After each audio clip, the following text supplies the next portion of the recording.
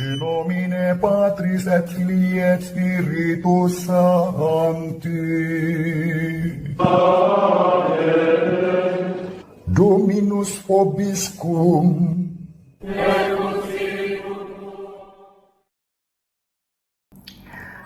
Sahabat peradaban kasih ekologis yang terkasih, selamat berjumpa dalam renungan harian bersama saya Romo Alois Budi Purnomo PR melalui channel ini. Semoga panjenengan selalu sehat, tetap semangat tanpa sambat, dan selalu bahagia, kebahagiaan yang bersumber dari Tuhan Allah kita. Mari kita awali perjumpaan kita dengan bersatu di dalam doa. In nomine Patris et Filii et Spiritus Sancti. Amen. Allah Bapa yang Maha Pengasih dan Penyayang, Putramu Yesus Kristus telah mengajarkan kepada kami kerendahan hati, belajar dari anak-anak yang memiliki kerajaan-Mu, kerajaan Allah, yakni kehadiran-Mu yang penuh kasih, kerahiman, kejujuran, ketulusan, dan kerendahan hati.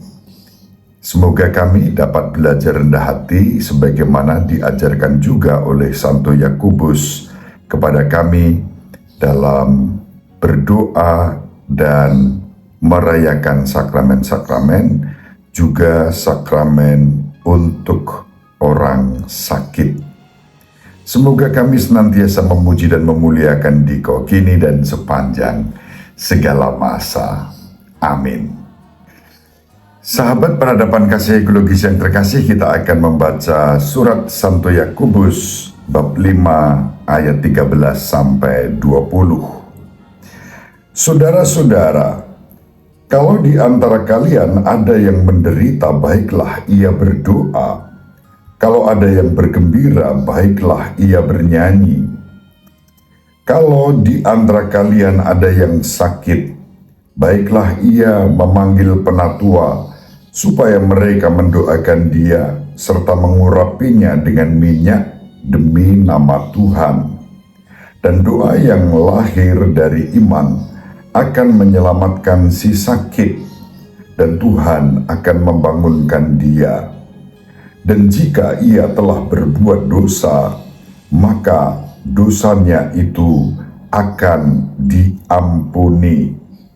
Karena itu hendaklah kalian saling mengaku dosa dan saling mendoakan supaya kalian sembuh. Doa orang benar bila dengan yakin didoakan sangat besar kuasanya. Elia adalah manusia biasa sama seperti kita. Ketika ia bersungguh-sungguh berdoa supaya hujan jangan turun, maka hujan pun tidak turun di bumi selama 3 tahun 6 bulan. Lalu ia berdoa pula, dan langit menurunkan hujan, dan bumi pun mengeluarkan hasilnya. Saudara-saudara, jika ada di antara kalian yang menyimpang dari kebenaran, dan ada orang yang mau mengantarkan dia berbalik, ketahuilah, barang siapa membuat orang berdosa berbalik dari jalannya yang sesat, ia akan menyelamatkan jiwa orang itu dari maut dan menutupi banyak dosa. Demikianlah sabda Tuhan. Syukur kepada Allah. Sahabat peradaban kasih ekologis yang terkasih, surat Santo Yakobus yang kita pilih sebagai bahan renungan harian pada hari ini sangat jelas. 3 hal disampaikan kepada kita. Yang pertama terkait dengan doa. Kita diundang untuk terus berdoa untuk berbagai kepentingan. Doa bagi yang menderita, doa syukur dalam kegembiraan, bahkan disebutkan doa untuk orang sakit. Di sini kita sampai pada aspek yang kedua, yaitu tradisi sebagaimana diwariskan oleh Yesus kepada para rasul dan kemudian diterima oleh gereja, yaitu adanya sakramen pengurapan untuk orang sakit dengan mengoleskan minyak suci yang terbuat dari bahan-bahan khusus dan hanya diberkati oleh seorang uskup bersama para imam dalam perayaan Ekaristi Misa Krisma, yang seiring dengan itu juga pembaharuan janji imamat yang biasanya dilakukan setahun sekali pada menjelang Hari Raya Paskah, tepatnya sebelum Kamis Putih. Sahabat peradaban kasih ekologis yang terkasih, hanya gereja Katolik yang masih melanjutkan tradisi dan ajaran Yesus agar pergi mengoleskan minyak kepada orang yang sakit. Dan itu yang kita hayati dalam sakramen pengurapan orang sakit atau sering disebut sebagai sakramen minyak suci. Selama 28 tahun menghayati hidup imamat saya dengan penuh syukur, setiap kali ada yang meminta minyak suci, saya selalu segera memberikan pelayanan itu. Tanpa harus berdiskusi, tanpa harus menunda, tetapi segera, sedapat-dapatnya. Kecuali saya sedang berada di luar kota, lalu masih ada pembicaraan apakah kiranya yang sakit itu masih bisa menunggu perjalanan saya pulang untuk memberikan minyak suci atau tidak. Kalau tidak, lalu saya sarankan agar segera mencari imam lain.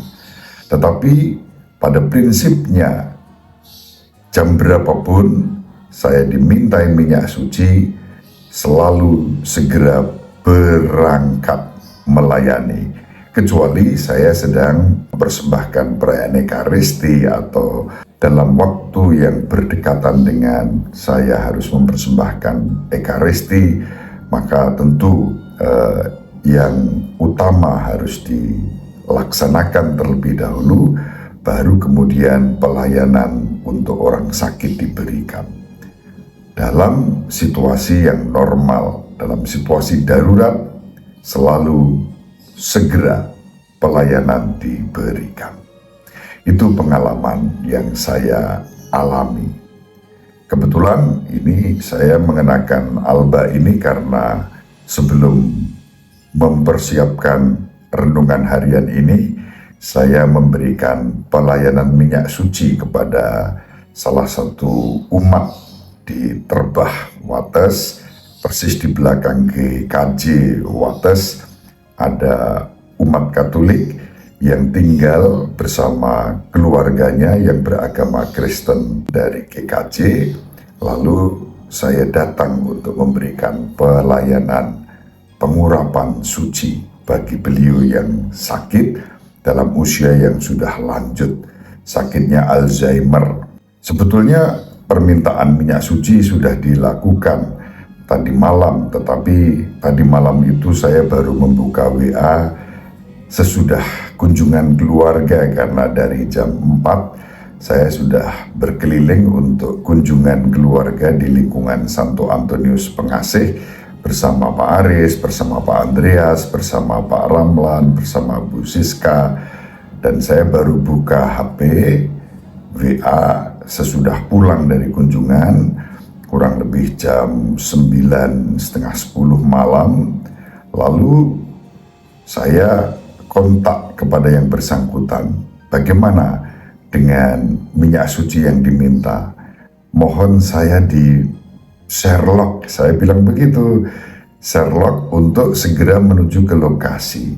Tetapi ternyata yang meminta minyak suci itu posisinya ada di Kutoarjo, sehingga saya tidak bisa mengakses ke keluarga tersebut karena tidak tahu tempatnya di mana. Kemudian nego-nego ternyata informasi diberikan bahwa masih bisa menunggu sampai esok harinya. Maka keesokan harinya saya dijemput dan kemudian terlaksanalah pelayanan sakramen minyak suci dengan baik. Dengan cara itu saya belajar menghayati apa yang diajarkan Yesus kepada para rasul yang mengutus para muridnya untuk mengoleskan minyak kepada yang sakit, dan ditegaskan lagi oleh Santo Yakobus dalam suratnya pada hari ini. Itu hal kedua yang penting untuk kita renungkan berdasarkan surat Santo Yakobus pada hari ini. Hal yang ketiga adalah pentingnya sakramen pengampunan, rekonsiliasi.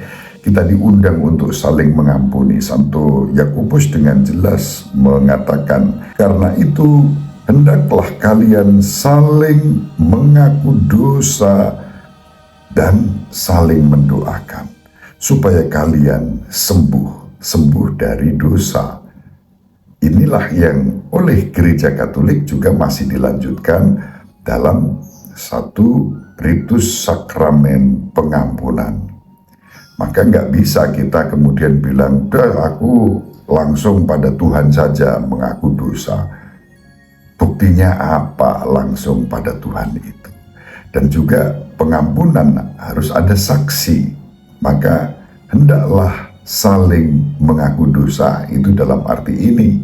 Dan kami pun para imam juga saling mengaku dosa, saling memberikan pelayanan sakramen pengampunan di antara kami para imam. Sahabat peradaban kasih ekologis yang terkasih, inilah hal-hal indah yang kita teruskan dalam tradisi Gereja Katolik, sakramen-sakramen yang merupakan bagian dari doa-doa kita. Doa untuk yang menderita, doa untuk orang yang sakit, doa ketika kita mengalami pertobatan dan memohon pengampunan. Dan untuk itu dibutuhkan kerendahan hati. Sebagaimana diwartakan di dalam Injil, Yesus menghendaki agar kita semua rendah hati seperti anak-anak yang tulus, yang ikhlas, yang jujur sebagai pemilik-pemilik kerajaan surga. Itu yang kita baca dalam Injil Markus bab 10 ayat 13 sampai 16. Demikian sahabat peradaban kasih ekologis yang terkasih, semoga bermanfaat. Ibu Maria selalu mendoakan kita, Bapak Yusuf merestui kita dengan keheningannya. Semoga panjenengan semua sahabat peradaban kasih ekologis yang terkasih bersama seluruh anggota keluarga dimanapun berada, dibimbing, dilindungi, dan diberkati oleh Allah yang Maha Kuasa, Bapa dan Putra dan Roh Kudus. Amin. Terima kasih, salam sehat, tetap semangat tanpa sambat, selalu bahagia, kebahagiaan yang bersumber dari Tuhan Allah kita. Salve, shalom, salam sejahtera, berkah dalam.